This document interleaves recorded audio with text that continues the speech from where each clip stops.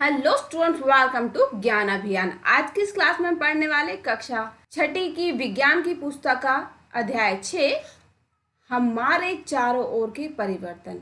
Class भी 6 है और चैप्टर भी 6 है।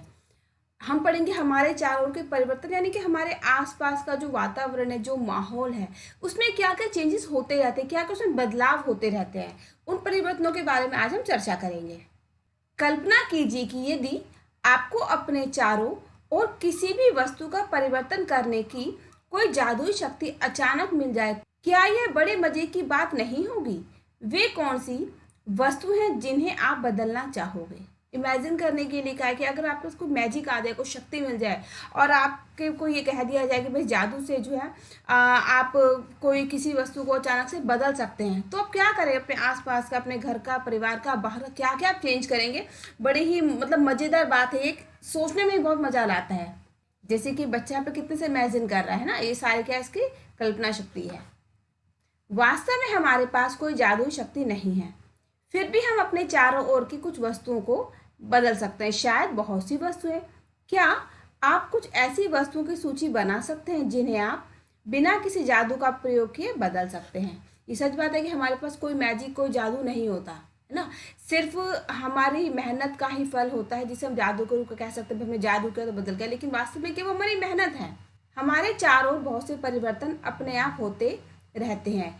खेतों में फसलें समयानुसार बदलती रहती हैं, पत्तियां रंग बदलती हैं और सूखकर पेड़ों से गिर जाती हैं। फूल खिलते हैं और फिर मुरझा जाते हैं। क्या कोई परिवर्तन आपके शरीर में भी होते हैं? आपके नाखून बढ़ते हैं, आपके बाल बढ़ते तथा आप बढ़कर लंबे हो जाते हैं। इन सबके बढ़ने के साथ आपका वजन भी बढ़ जाता है। क्या आपको पहले भी महसूस हुआ है कि आपके चारों ओर हर समय बहुत से परिवर्तन होते रहते हैं? परिवर्तन को जरूरी है, हम परिवर्तन कुछ करें। कुछ चीज़ें ऐसी होती हैं जो प्राकृतिक होती हैं। आपने एक बीज मिट्टी में डाल दिया, उसमें से पौधा निकलेगा, एक परिवर्तन था तो बीज, लेकिन पौधा बन के निकला, बड़ा हुआ, फल फूल पत्ते निकलने का परिवर्तन है। हमारे नाखून है, हम उसे काटते हैं फिर बड़े हो जाते हैं, पेड़ के पत्ते सूख कर गिर जाते हैं, ये सब क्या है? परिवर्तन ही है। क्या कुछ परिवर्तनों को साथ साथ समूहों में रख सकते हैं? हम विभिन्न प्रकार के परिवर्तनों को समूहों में कैसे रख सकते हैं? इनमें यदि कोई समानता मिलेगी तो वह हमारे लिए सहायक होगी। क्या सभी परिवर्तन सदैव उत्क्रमित किए जा सकते हैं? अब हम क्रियाकलाप एक देखते हैं कि एक गुब्बारा लीजिए और उसे फुलाइए। सावधानी बरतें कि वह फट न जाए। गुब्बारे का आकार एवं अमाप बदल गया है, अब उसकी हवा निकल जाने दें। यह गुब्बारे में हवा भरने से उसके अमाप और आकार में परिवर्तन हो जाए। गुब्बारा इतना छोटा सा होता है, जब उसके अंदर हवा भरते तो गुब्बारा इतना बड़ा फूल जाता है, उसका जो साइज है वो बढ़ जाता है और हवा निकालने में वापस से छोटा हो जाता है। लेकिन जो पहले वाला साइज है, जो पहले वाले रूप से, उसमें थोड़ा सा बदलाव हो जाता है।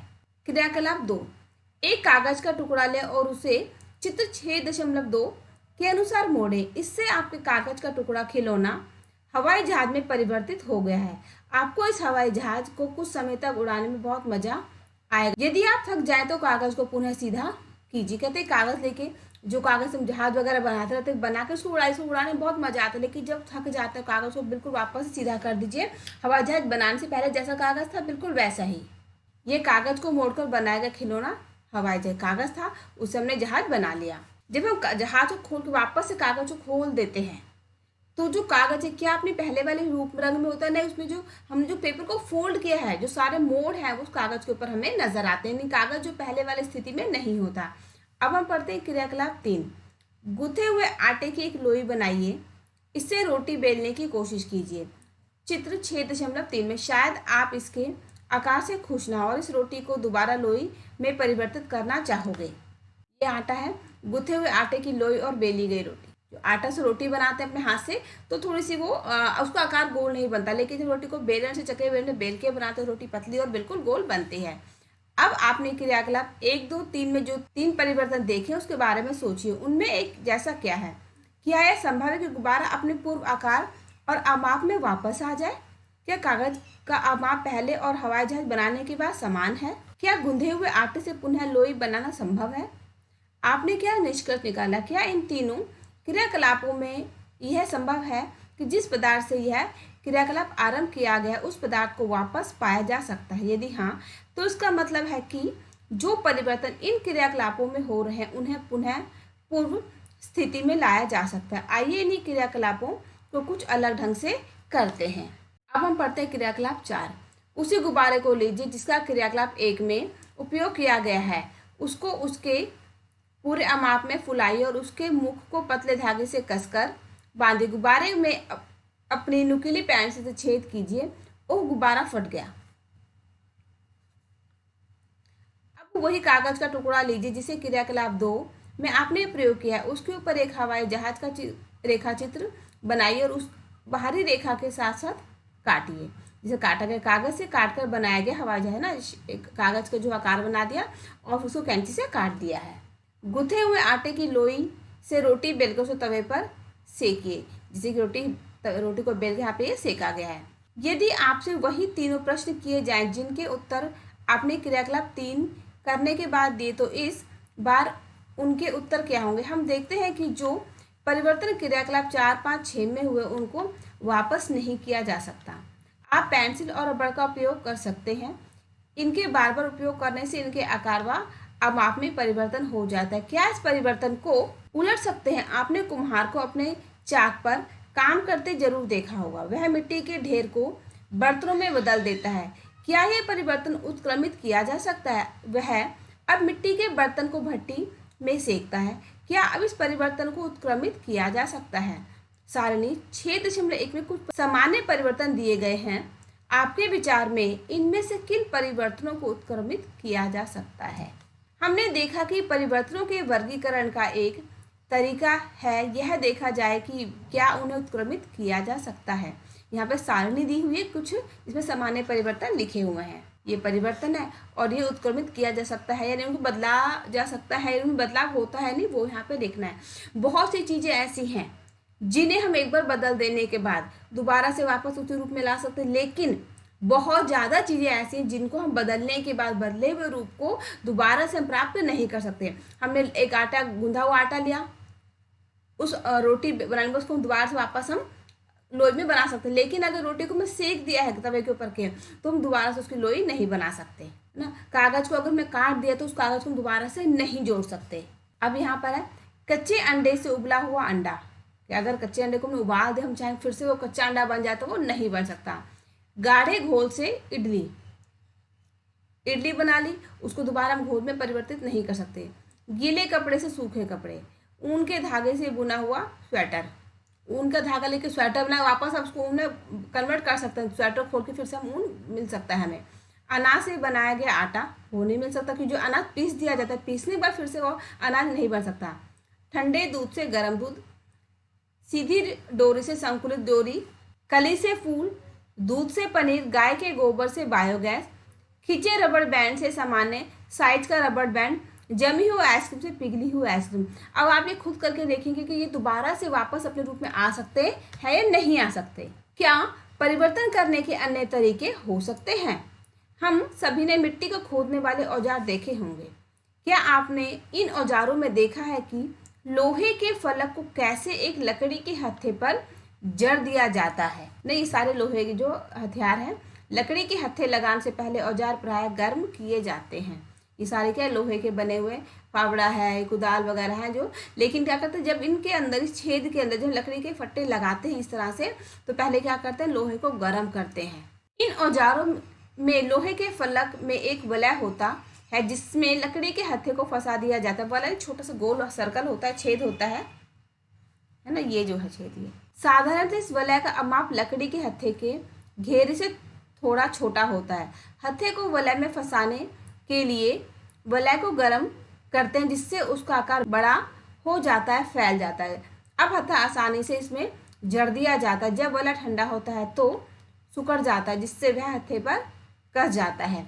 इसी प्रकार के परिवर्तन का उपयोग बैलगाड़ी के लकड़ी के पहिए पर लोहे के रिम को कसने के लिए भी किया जाता है, जैसा कि चित्र 6.7 में दर्शाया गया है। धातु के रिम को लकड़ी के पहिए के घेरे से थोड़ा सा छोटा बनाते हैं। गर्म करने पर रिम पहिए पर यह धातु रिम जड़ बैलगाड़ी का पहिया होता क्या है, जब हमने किसी लोहे का कोई हथियार बनाया, उसमें जब हम फलक लगाना है लकड़ी का, तो क्या करते हैं, लोहे को गर्म किया जाता है। जब लोहा गर्म होता है तो गर्मी से वो फैल जाता है, और लकड़ी का जो हत्था जब उसके अंदर से डाल देते हैं, डालने के बाद जो लोहा वो धीरे धीरे से ठंडा होता है, सुखड़ता चला जाता है, सुखड़ जाता है। सुखड़ने के बाद उसका जो साइज है पहले वाला साइज यानी कि छोटा हो जाता है, और जो लकड़ी का हत्था है वो उसको बहुत ही अच्छे तरीके से कस के पकड़ लेता है, और वो खींचने पर भी जो उसमें से वो नहीं निकलता।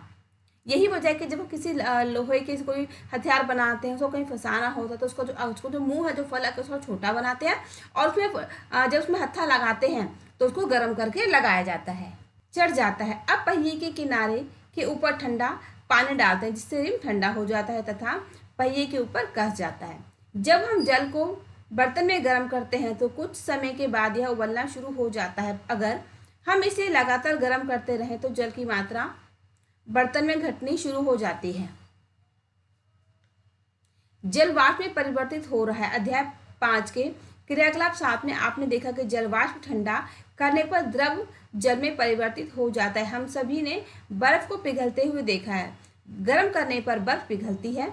यह किस में बदल जाती है? क्या इस जल को वापस बर्फ में बदल सकते हैं? आइए कुछ और परिवर्तनों को देखते हैं। जब हम किसी बर्तन में पानी लेते हैं, उसको उबालते हैं, तो क्या तो पानी जो है भाप बन के धीरे धीरे उड़ता है, और जो पानी की मात्रा है वो कम हो जाती है। ये भी एक परिवर्तन है कि पानी जो भाप बन के उड़ गया, ये क्या परिवर्तन है। अब हम करते हैं क्रियाकलाप 7। एक छोटी मोमबत्ती लेकर उसकी लंबाई स्केल से मापें। इसे एक उचित स्थान पर लगाकर जलाएं। कुछ समय तक जलने दें। मोमबत्ती को बुझा दें तथा पुनः उसकी लंबाई मापें। मोमबत्ती का जलना, यहाँ पे क्या कहा, मोमबत्ती ली, उसको जलाया, और थोड़ी देर जलने के बाद, है ना, उसको जलाने से पहले और जलाने के बाद दोनों की लंबाई को नापा, तो क्या दोनों की लंबाई सेम होगी? नहीं होगी। क्यों? क्योंकि मोमबत्ती जलने के बाद जो पिघल जाते हैं, पिघल के जो उसका जो पिघला हुआ पदार्थ होता है धीरे धीरे नीचे गिरता है, कि मोमबत्ती की जो लंबाई है वो धीरे धीरे कम हो जाती है। क्या मोमबत्ती की लंबाई में परिवर्तन को उत्क्रमित किया जा सकता है? यदि हम कुछ मोम बर्तन में लें और गर्म करें तो क्या परिवर्तन को उत्क्रमित किया जा सकता है? ये क्या है, मोम को गर्म करना है। एक बर्तन के अंदर मोम ले लिया और उसके नीचे मोमबत्ती को जलाकर स्टैंड की सहायता से उसको गर्म कर रहे हैं। क्रियाकलाप 7 को धूपबत्ती से दोहराएं। जब तक यह पूरी तरह से जले प्रतीक्षा करें। धूपबत्ती में क्या परिवर्तन दिखाई दिए? धूपबत्ती जलने पर कुछ नए पदार्थ बनाती है। ये कुछ राख तथा गैस के रूप में है। हम इन गैसों को देख तो नहीं सकते, परंतु उनकी मन भावन सुगंध के कारण उन्हें महसूस कर सकते हैं। क्या इस परिवर्तन को उत्क्रमित किया जा सकता है? इस प्रकार माचिस की तिल्ली में क्या परिवर्तन हुए, जिसे मोमबत्ती को जलाने में उपयोग किया था? एक मोमबत्ती अगरबत्ती ली, धूपबत्ती लिया, उसको जलाया। जलाने के बाद क्या होता है, उसको जो अगरबत्ती है वो धीरे धीरे जो है जलते जलते बिल्कुल खत्म हो जाती है, और खत्म होने के बाद हमारे पास क्या बच जाती है? सिर्फ राख बच जाती है, और उसकी जो अगरबत्ती की जो धूपबत्ती खुशबू होती है, सौंधी सौंधी बहुत सुंदर खुशबू होती है, वो हमें महसूस होती है। जो माचिस की तिल्ली है, जब हम उसको देखते हैं तो तिल्ली है और उसके ऊपर छोटा सा काला सा गोल से पदार्थ लगा होता है, जिसको जलाते हैं उस ग्रेनाइट को, तो क्या होता है, जो पदार्थ है वो जल जाता है और सिर्फ हमारे पास तिल्ली बच जाती है, और उसके किनारे पर सिर्फ राख बच जाता है। अभी तक हमने परिवर्तनों को नियत वस्तुओं या इनके पदार्थ पर देखा। जब दो पदार्थ एक मिश्रण के रूप में हो तब होने वाले परिवर्तन किस प्रकार के होंगे? अध्याय 4 में हमने नमक को जल में घोला था। क्या आपके अनुसार उस समय जल या नमक में कोई परिवर्तन हुआ था?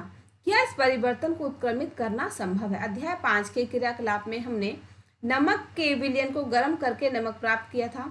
इस प्रकार क्या हम यह कह सकते हैं कि नमक को पानी में घोलने से हुए परिवर्तन को उत्क्रमित किया जा सकता है?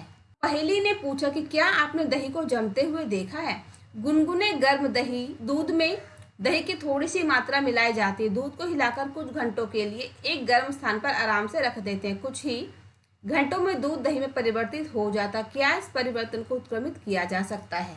हमने देखा कि पदार्थों को गर्म करके या किसी अन्य पदार्थ के साथ मिश्रित करके उसमें कुछ परिवर्तन लाए जा सकते हैं। हमने यह भी देखा कि कुछ परिवर्तन उत्क्रमित किए जा सकते हैं, जबकि कुछ अन्य को उत्क्रमित नहीं किया जा सकता। हमारे चारों ओर की वस्तुओं को परिवर्तित करने की बहुत सी अन्य विधियां भी हो सकती हैं।